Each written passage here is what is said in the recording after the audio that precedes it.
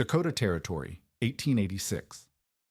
While every homesteader raced to throw up balloon frame cabins before the first snow, one Norwegian carpenter named Lars Nygaard was still digging in late October. His neighbors called it a badger hole. They called him a fool for digging his own grave. He excavated 12 by 16 feet into a south-facing hillside, lined it with cottonwood posts, and built a sod roof that looked like a burial mound. Standard cabins went up in 2 to 3 weeks using 1-inch boards and tar paper.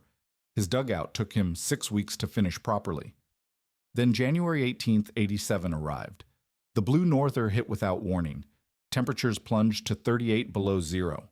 Winds sustained at 25 to 35 miles per hour for 3 straight days. In the balloon frame cabins, potbelly stoves went out at 3 in the morning, and room temperatures crashed to 24 degrees by dawn.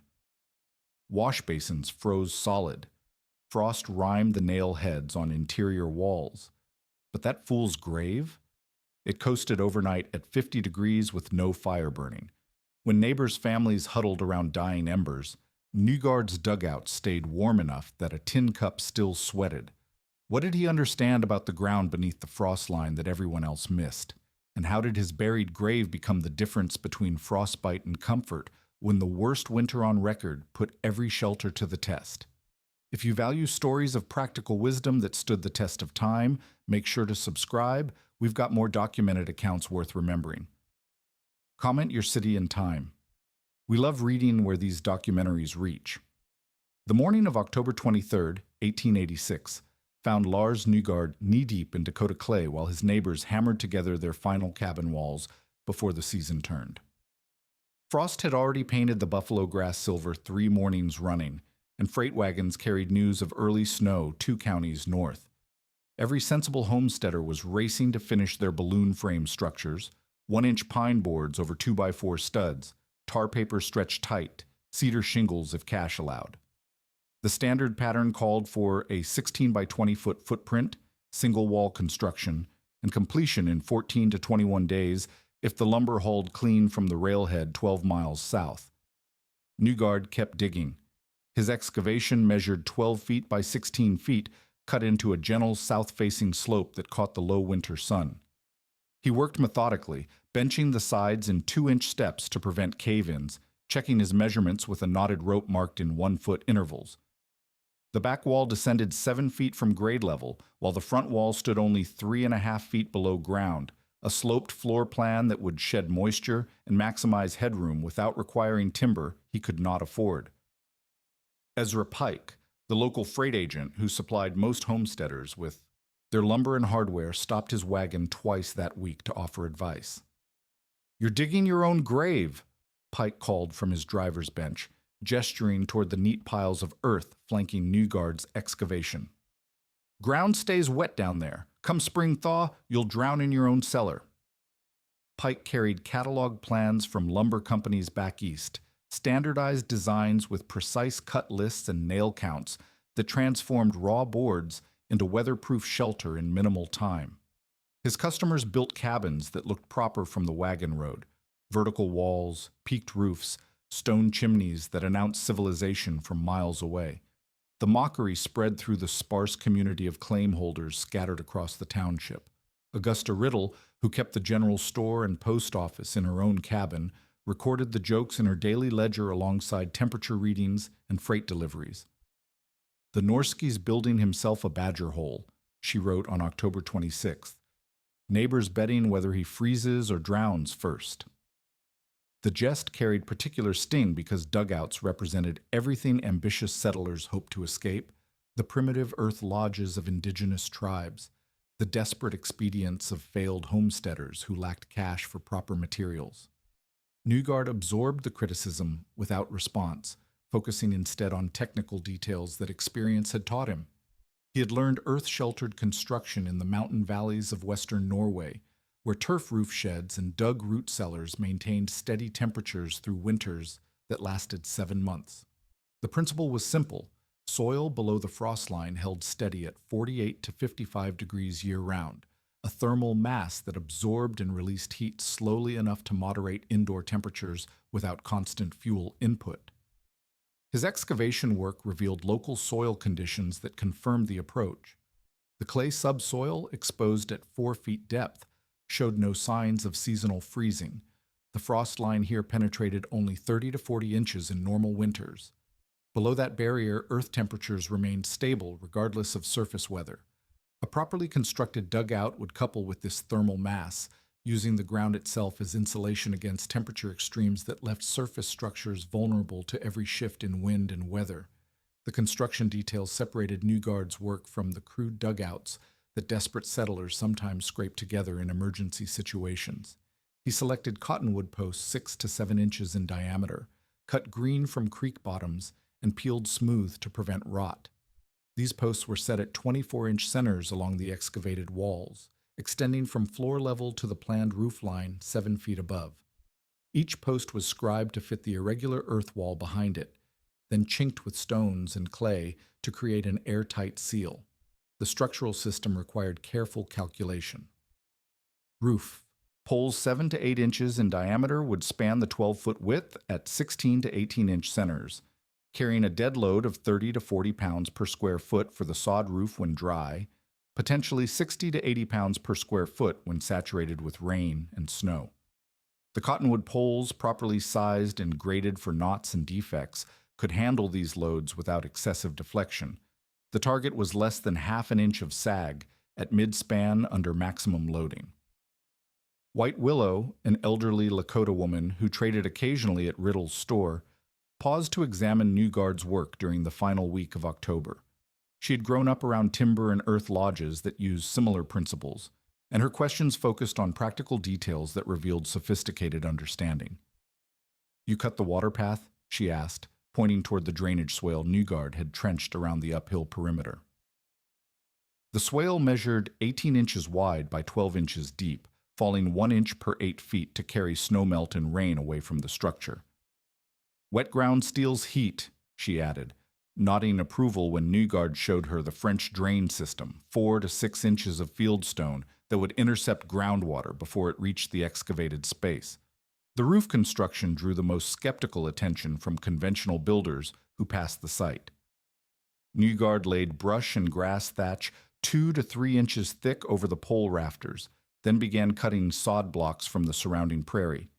Each block measured roughly 6 inches thick by 12 inches wide by 18 inches long, cut with roots intact to maintain structural integrity. The blocks were laid grass side down in overlapping courses, like enormous shingles that would shed water while the root systems knitted together into a living roof membrane. Pike made one final attempt at persuasion on November 2nd, when the first serious snow was already threatening and Nygard was applying the final courses of sod to his roof peak. "I can get you a standard cabin package, boards, nails, paper, hardware, delivered for $47, Pike offered. 3 weeks' work with proper help, and you'll have something that looks like civilization instead of an Indian mound." The economics of Pike's proposal made sense to most homesteaders.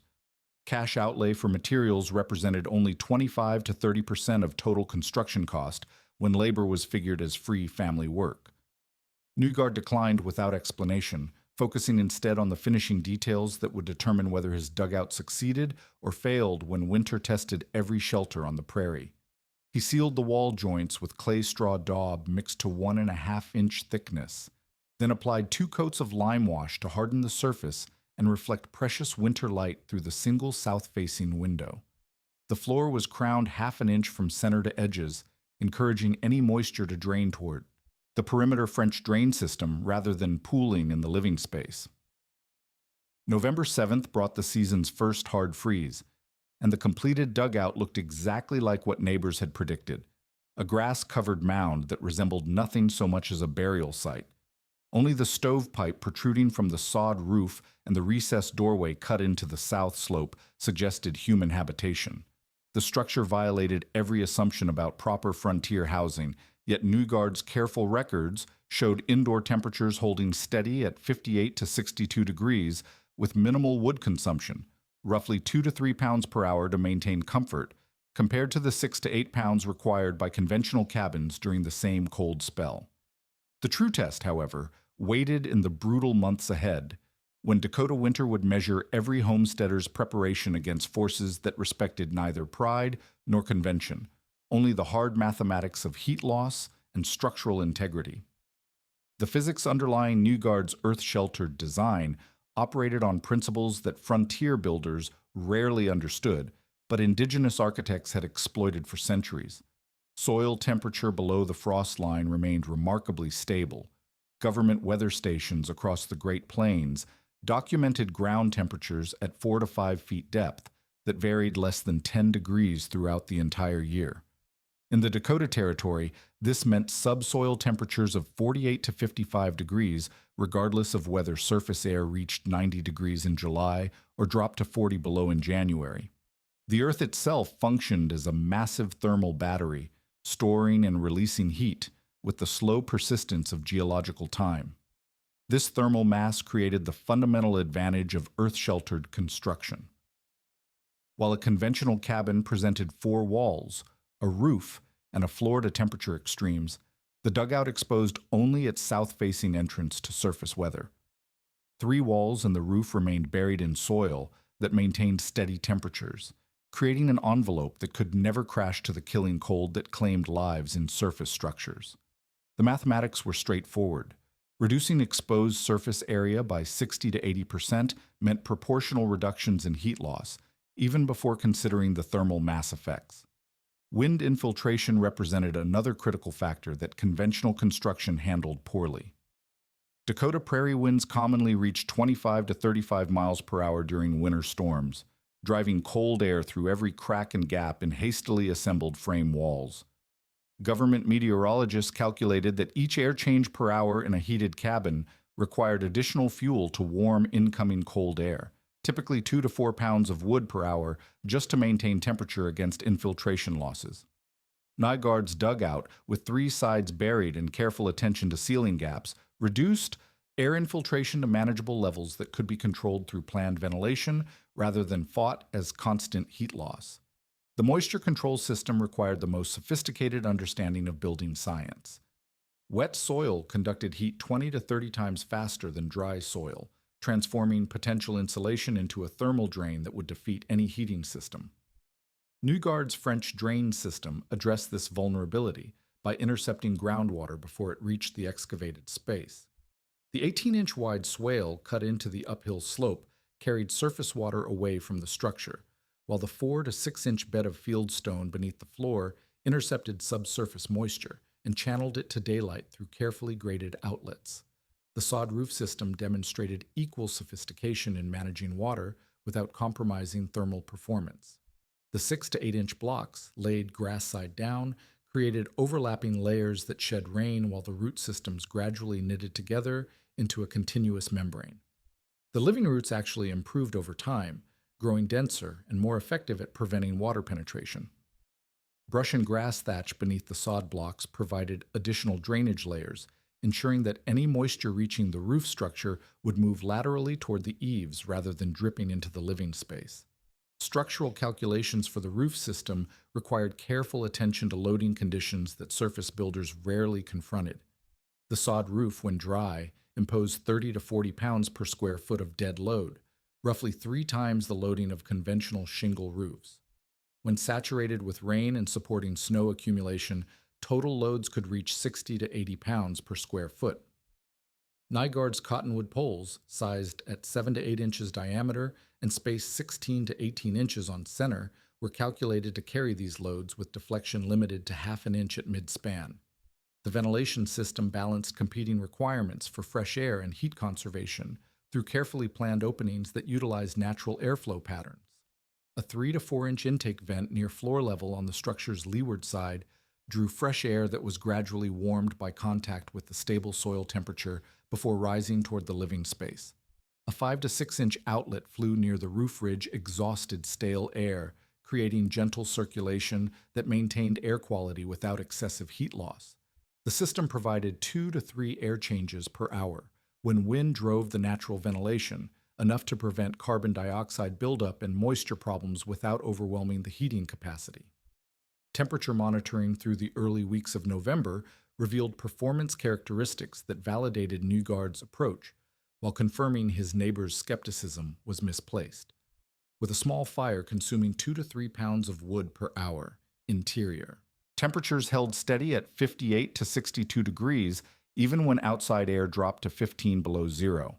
More significantly, when fires were allowed to die overnight, interior temperatures coasted to 48 to 52 degrees, uncomfortable for extended periods, but far above the life-threatening cold that developed in surface structures under the same conditions. The economic advantages became apparent as fuel consumption data accumulated through the heating season's early phase. Conventional cabins required 6 to 8 cords of wood per winter to maintain basic comfort, roughly 1/4 cord per week during the coldest months of December through March. The dugout maintained equivalent comfort on 2 to 3 cords total, representing fuel savings of 50 to 70% compared to surface construction. At local wood prices of $2 to $3 per cord for delivered fuel, these savings approached $10 to $15 per winter, a substantial sum for cash-poor homesteaders. Material costs provided another compelling argument for earth-sheltered construction. Lumber hauled 15 miles from the railhead cost 2 to 3 times the quoted mill price due to freight charges and winter delivery premiums. A standard balloon frame cabin required roughly 2,000 board feet of dimension lumber plus nails, hardware, tar paper, and shingles, total cash outlay of $40 to $60 for materials alone. The dugout substituted local soil and creek bottom poles for most structural elements, reducing cash requirements by 70 to 85% while achieving superior thermal performance.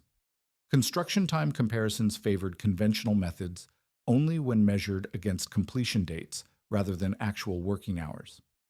Frame cabins could be enclosed in 14 to 21 days with adequate help in favorable weather, but required continuous attention to prevent material damage and work delays. Dugout construction proceeded more slowly, but proved less vulnerable to weather interruptions. Excavation and earthwork continued regardless of rain or snow that would halt lumber operations. The operational advantages extended beyond simple fuel economy to include safety factors that would prove crucial when extreme weather tested every aspect of frontier construction. The dugout's thermal mass prevented rapid temperature swings that made conventional cabins dangerous when heating systems failed or fuel supplies ran short. Surface structures could drop from comfortable temperatures to life-threatening cold within 2 to 3 hours during severe weather, leaving occupants with minimal time to respond to heating emergencies. The earth-sheltered design provided thermal inertia that extended survival time and reduced the catastrophic failure modes that claimed lives during blizzard conditions. By early December, Nygaard's temperature logs documented consistent performance that began attracting serious attention from neighbors who had initially dismissed his methods as primitive foolishness. The evidence was accumulating in daily measurements that could not be argued away: steady temperatures, minimal fuel consumption, and structural integrity that withstood early winter storms without distress. The real test, however, remained ahead in the deep cold months when Dakota winter would measure every homesteader's preparations against forces that killed the unprepared with mechanical precision. December brought the systematic comparison that would determine whether Nygaard's methods represented genuine innovation or dangerous self-delusion. The McCutcheon family, established on their claims since spring of 1885, had completed their balloon frame cabin using Ezra Pike's standard specifications: 1-inch pine boards over 2x4 studs spaced 16 inches on center, tar paper stretched tight against wind infiltration, cedar shingles laid with 5-inch exposure. The structure measured 16 feet by 20 feet with 8-foot interior height, following catalog plans that promised weatherproof shelter at minimum cost. Their heating system centered on a potbelly stove positioned against the north wall, connected to a 6-inch stovepipe that penetrated the roof through a sheet metal collar. The stove consumed 6 to 8 armloads of split wood per day during cold snaps, maintaining interior temperatures of 60 to 65 degrees when properly tended. Air leakage through nail holes, board joints, and the inevitable shrinkage gaps that developed as green lumber dried meant the cabin exchanged interior air at 1 to 1.5 times per hour, even when carefully chinked with oakum and clay. Augusta Riddle documented the comparative performance through her daily temperature readings taken at dawn, noon, and sunset from both structures. Her records, maintained with the precision of a woman who depended on accurate weather information for freight scheduling, revealed stark differences in thermal behavior. On December 14th, when outside temperature reached 18 below zero with 20-mile-per-hour winds from the northwest, the McCutcheon cabin required constant feeding to maintain 60-degree comfort. The stove consumed roughly 1/4 cord of mixed cottonwood and oak over 24 hours, with temperatures dropping to 45 degrees during the 4-hour period when fires were banked for overnight burning. The dugout's performance on the same date showed dramatically different characteristics. Nygaard burned approximately 40 pounds of wood over the same 24-hour period, less than 1/3 the McCutcheon consumption, while maintaining interior temperatures between 56 and 60 degrees. More significantly, when he allowed the fire to die completely at 10 o'clock that evening, interior temperature dropped only to 51 degrees by dawn, representing a thermal coasting ability that conventional construction could not approach. Jacob and Anna Krieger, recent German immigrants with 3 children under age 10, occupied a hastily constructed cabin that represented the economic reality for most homesteaders. They had arrived in late September with minimal cash reserves, forcing construction shortcuts that compromised thermal performance. Their single-wall structure used 1-inch boards with tar paper but no shingles, leaving the roof vulnerable to wind-driven moisture. Interior chinkling consisted of clay mixed with prairie grass, adequate for moderate weather but prone to cracking when temperatures dropped below zero. The Krieger heating system struggled against infiltration losses that increased exponentially during severe weather. Their small box stove, adequate for autumn conditions, proved insufficient when Dakota winter imposed its full demands. On nights when temperatures dropped below 20 degrees, the family crowded around the stove while frost formed on interior walls 3 feet from the heat source. Water buckets froze despite being positioned near the stove, and breath vapor condensed on quilts and clothing throughout the night. These baseline measurements established the performance gap that would prove decisive when extreme conditions tested every aspect of frontier construction. Conventional cabins operated near the limits of their thermal capacity during routine cold weather, leaving no safety margin for equipment failures or fuel shortages. The dugout maintained comfortable conditions with substantial reserve capacity, demonstrating thermal mass effects that provided both efficiency and resilience. The community social dynamics reflected broader tensions between traditional methods and perceived progress that characterized frontier settlement patterns. Pike continued promoting balloon frame construction as the mark of civilization, arguing that proper settlers built upward rather than downward. His freight business depended on lumber sales, and each dugout represented lost revenue that threatened his economic position in the sparse frontier economy. He distributed catalog illustrations showing neat frame houses with pitched roofs and painted siding, visual symbols of Eastern refinement transported to the prairie wilderness. Nygaard's response focused on documented results rather than philosophical arguments about architectural progress. He maintained detailed logs of fuel consumption, interior temperatures, and comfort observations that provided objective data for anyone willing to examine the evidence.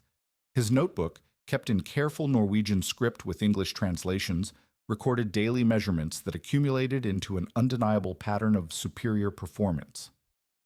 The technical refinements Nygaard implemented during December demonstrated sophisticated understanding of thermal management principles that conventional builders rarely considered. He hung a wool blanket over the entrance door with a 1-inch gap at the top, creating an airlock that reduced infiltration by 20 to 30% during windy conditions. The floor-level intake vent could be adjusted from fully open to nearly closed, allowing precise control of fresh air circulation without excessive heat loss. Snow banking around the structure's perimeter provided seasonal insulation improvements that further enhanced thermal performance. Nygaard carefully shaped snow accumulation along the east and west shoulders, creating windlips that prevented scour while adding thermal mass without loading the roof structure beyond design limits. These tactical adjustments required constant attention to weather patterns and snow conditions, demonstrating the active management approach that earth-sheltered construction demanded. The ventilation system required equally careful management to maintain air quality without compromising thermal efficiency. Carbon dioxide levels could build to dangerous concentrations in tightly sealed spaces, causing headaches and respiratory distress that indicated inadequate air exchange. Nygard monitored air quality through subjective observations of alertness and comfort, adjusting vent openings to maintain fresh air circulation while preserving heating efficiency. Temperature monitoring through the month revealed performance characteristics that began attracting serious interest from neighbors who had initially dismissed the dugout as primitive expedient. The thermal mass effects became more pronounced as outside temperatures dropped, providing greater advantages during the severe conditions that tested conventional heating systems beyond their capacity. While surface structures experienced rapid temperature swings that made comfort difficult to maintain, the dugout provided steady conditions that remained within acceptable ranges regardless of external weather fluctuations. Economic calculations supporting earth-sheltered construction became more compelling as fuel costs accumulated through the heating season. Wood prices increased during winter months when hauling became difficult, reaching $3 to $4 per cord for delivered fuel.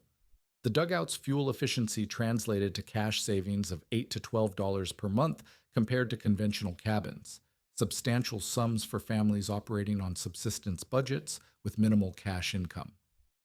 By December 30th, the comparative data had accumulated sufficient evidence to support definitive conclusions about thermal performance under normal winter conditions. The dugout consistently outperformed conventional construction in fuel efficiency, temperature stability, and thermal safety margins.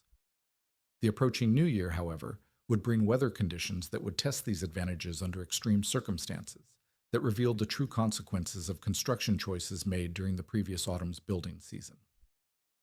The first week of January 1887 delivered the Arctic outbreak that transformed the Dakota Territory into a landscape that tested every assumption about frontier survival. The weather pattern began on January 12th when a massive high-pressure system settled over the Hudson Bay region, creating atmospheric conditions that would drive Arctic air southward across the Great Plains with unprecedented intensity. Meteorologists at military posts recorded barometric pressures exceeding 31 inches of mercury, readings that indicated weather systems of extraordinary power and duration. January 15th brought the leading edge of what settlers would remember as the hard winter's most deadly assault.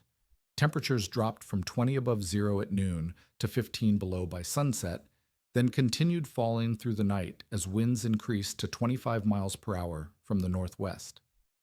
The combination of extreme cold and sustained wind created conditions that overwhelmed heating systems designed for normal winter weather, revealing the narrow safety margins that separated comfort from catastrophe in frontier construction.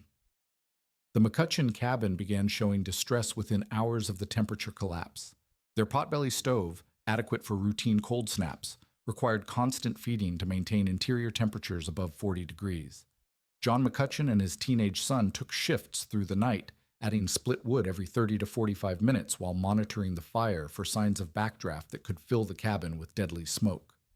Despite their efforts, frost began forming on interior walls by midnight, and water in the wash basin developed a skin of ice that thickened throughout the early morning hours. At 3:15 in the morning, the McCutcheon stove went out. John had dozed briefly after his 2 o'clock feeding, and the fire burned down to coals that could not sustain combustion against the cold draft pouring through infiltration gaps. Interior temperature, which had held precariously at 38 degrees, began dropping immediately. By 4 o'clock, the cabin had reached 32 degrees. By 4:45, 27 degrees. The wash basin froze solid, and breath vapor began condensing on quilts and clothing as the family huddled together for warmth. John's frantic efforts to restart the fire were hampered by stove components that had contracted in the extreme cold, creating gaps in the firebox that prevented proper draft. The stovepipe, exposed to exterior temperatures that had reached 38 below zero, conducted cold directly into the cabin through metal surfaces that became too cold to touch. When he finally achieved ignition at 5:20, the cabin temperature had dropped to 24 degrees, a reading that indicated life-threatening conditions for extended exposure. The Krieger family faced similar crisis in their inadequately constructed cabin. Their smaller stove proved completely insufficient for the extreme conditions, and infiltration through construction gaps made temperature control impossible. Anna Krieger wrapped the three children in every available blanket and quilt, creating a survival shelter within the failing structure, while Jacob struggled to maintain fire and equipment that could not handle the thermal stress. By dawn, interior temperature had reached 26 degrees despite continuous firing, and ice had formed on interior walls throughout the cabin. The dugout's performance during the same critical period demonstrated the thermal mass advantages that Nygaard had engineered into his earth-sheltered design. At midnight on January 15th, when outside temperature reached 35 below zero with 28-mile-per-hour winds, interior temperature held steady at 54 degrees with a small fire consuming 3 pounds of wood per hour. The thermal mass of the surrounding earth provided the crucial buffer that prevented rapid temperature swings, maintaining conditions that remained within survivable ranges even when heating systems failed. Nygaard had banked his fire at 10:30, allowing combustion to die to coals by 11:15 as he prepared for sleep. Unlike surface structures, the dugout's temperature dropped slowly as thermal mass effects moderated the cooling rate. At midnight, interior temperature measured 52 degrees. At 2 o'clock, 50 degrees. By dawn, 49 degrees, still above the freezing point that marked the threshold of structural damage to interior systems and personal survival. The critical difference became apparent when comparing recovery times after heating system restoration. Surface cabins required hours of intensive firing to restore comfortable temperatures from the near-freezing conditions that developed during equipment failures. The dugout needed only 15 minutes of fire to return to 60-degree comfort, demonstrating the thermal flywheel effect that made earth-sheltered construction resilient against temporary heating interruptions. January 16th brought no relief as the Arctic air mass settled over the region with sustained intensity. Weather stations recorded temperatures of 42 below zero with winds that continued at 20 to 30 miles per hour, creating wind chill values that made any outdoor activity potentially fatal within minutes of exposure. Freight operations ceased completely, leaving homesteaders dependent on fuel supplies they had accumulated before the crisis began. The McCutcheon family faced the growing realization that their fuel reserves could not sustain the consumption rates required for survival in conventional construction. They had burned through nearly half their winter wood supply in 3 days of extreme weather, leaving insufficient reserves for the remainder of the heating season. Desperation forced a decision that pride had previously prevented. John McCutcheon walked the quarter-mile to Nygaard's dugout to request shelter for his family. The dugout's capacity to accommodate additional occupants provided another demonstration of thermal mass advantages in earth-sheltered design. 6 adults and 3 children represented a substantial increase in occupancy, but the stable soil temperatures prevented the rapid temperature fluctuations that would have made crowded conditions unbearable in surface construction. Nygaard adjusted the ventilation system by opening the floor intake an additional quarter turn and cracking the south window 1/4 inch to maintain air quality with increased carbon dioxide production. The fuel consumption required to heat the expanded occupancy revealed efficiency advantages that bordered on the miraculous compared to conventional heating systems. 30 to 40 pounds of mixed cottonwood and willow maintained 60-degree comfort for 9 people, roughly half the fuel that a single family required in balloon frame construction under the same conditions. The thermal mass absorbed body heat from multiple occupants and redistributed it throughout the space, creating a heating system that operated partially on human thermal output rather than depending entirely on wood combustion. January 17th brought the crisis to its peak as temperatures reached 45 below zero, readings that approached the historical extremes for the Dakota Territory. Wind speeds decreased to 15 miles per hour, but the extreme cold created atmospheric conditions that made any heating system failure potentially fatal within hours. The Krieger family, despite heroic efforts to maintain their cabin heating system, could no longer achieve interior temperatures above freezing during the pre-dawn hours when fires typically burned lowest.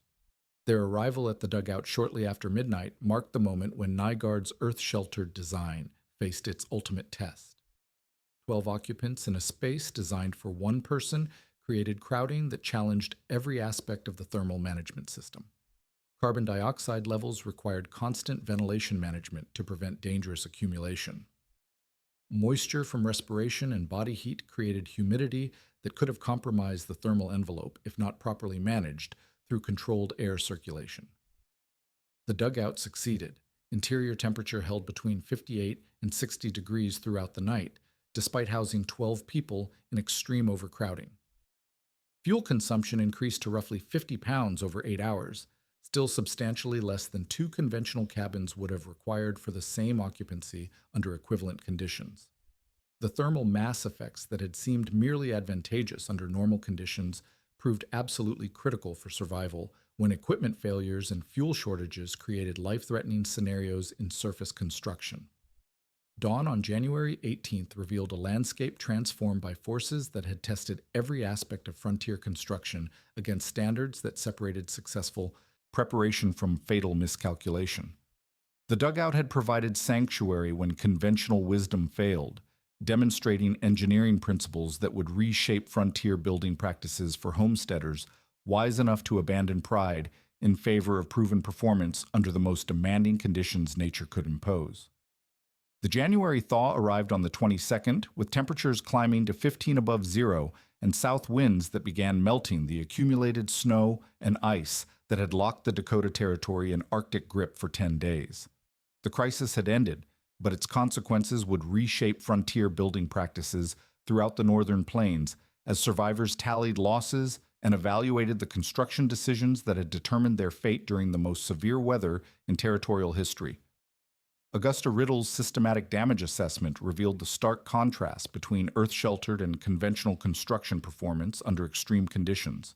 The McCutcheon cabin showed structural distress throughout the interior, where repeated freeze-thaw cycles had split water containers, cracked pottery, and destroyed 50 pounds of flour that had frozen solid during the heating system failures. Frost damage had loosened interior chinkling, creating new infiltration gaps that would require extensive repairs before the next cold snap.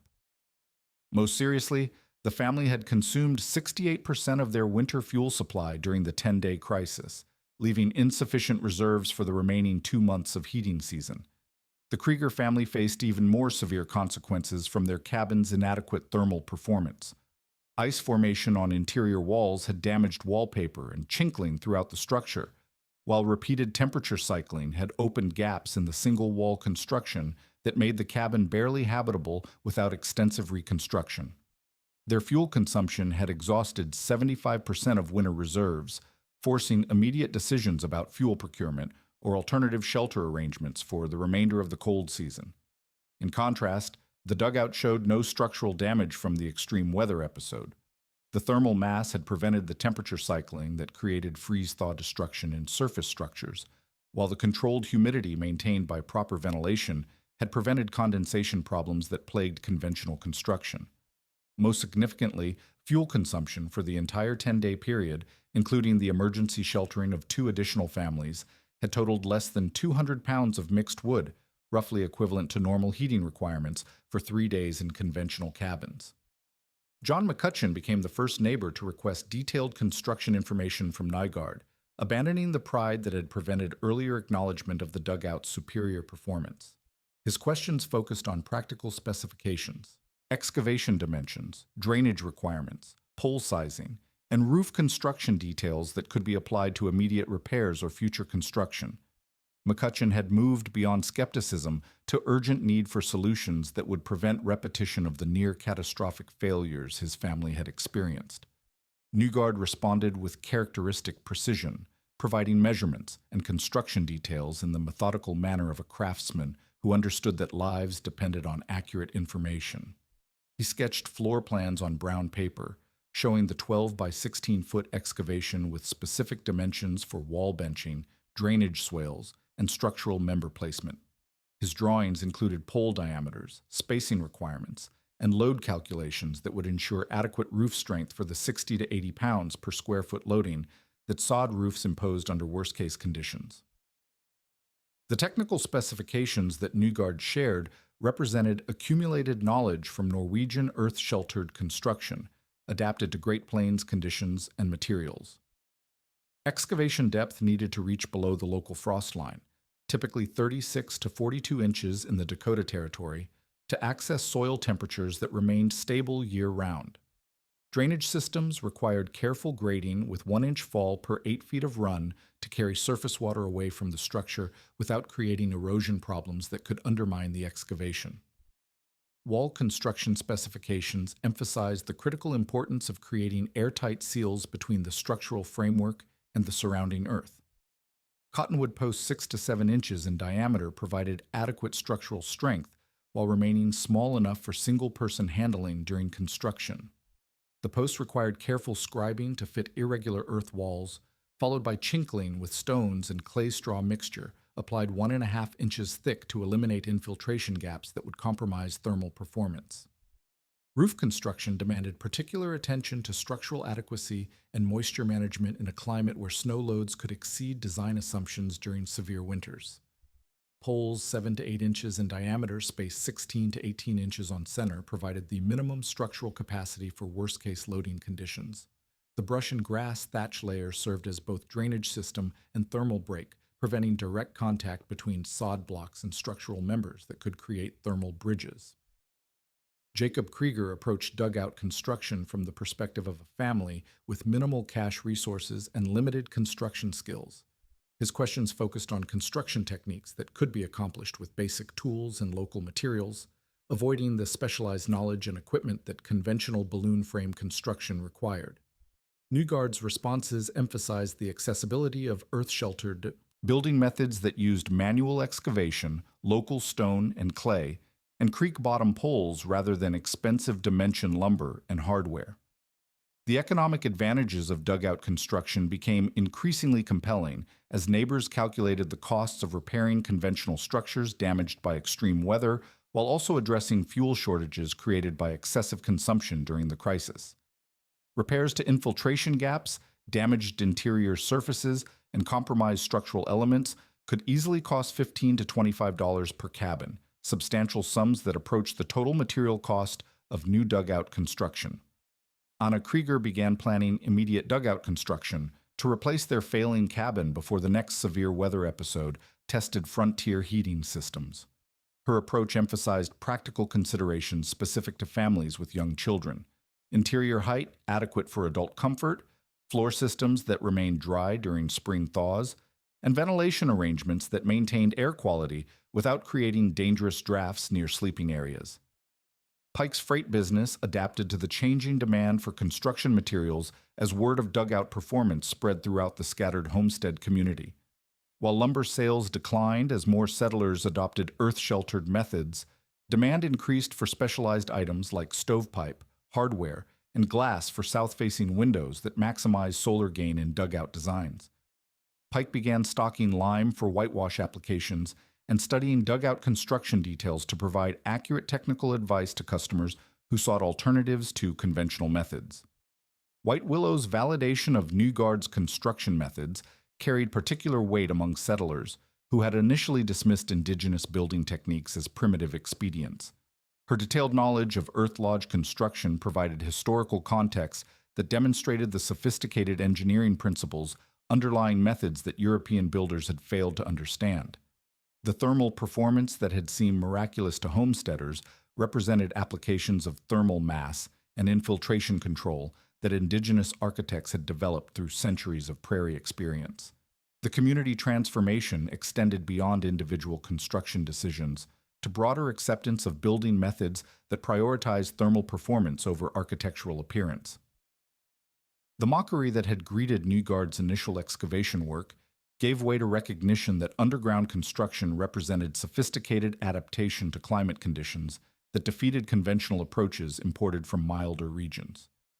By March, 5 additional families had begun dugout excavation work for completion before the following winter. The construction boom represented a fundamental shift in frontier building practices, driven by documented evidence of superior performance under extreme conditions rather than aesthetic preferences or cultural assumptions about proper architecture. Augusta Riddle's final assessment, recorded in her spring ledger entries, quantified the transformation in simple economic terms. Families using conventional construction had average fuel consumption of 7 to 9 cords during the winter of 1886 to 87, with additional costs for structural repairs and emergency supply procurement. Dugout construction had required 2 to 3 cords total fuel consumption with no weather-related damage, representing savings of $25 to $40 per family, money that could be applied to land improvements, livestock, or other investments in long-term homestead success. The principle that Nygaard had demonstrated through systematic construction and measurement had become accepted wisdom throughout the territory. Build with the ground, and you buy time, because on the worst night of winter, time is the warmest thing you can own.